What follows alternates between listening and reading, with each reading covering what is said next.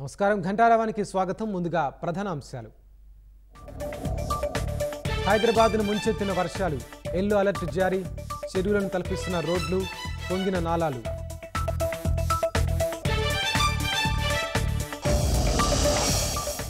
భాగ్యనగరంలో కొండపోతుకు కొట్టుకుపోయిన వాహనాలు, పార్సికొట్టలో రోడ్డుపై కూర్చున్న మృతదేహం.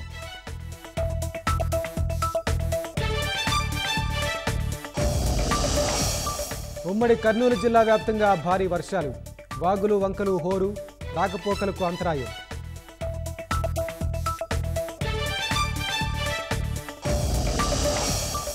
పాడేరు మన్యం ప్రాంతంలో వానల జోరు, గడ్డల ఉధృతికి ప్రమాదకరంగా రాకపోకలు.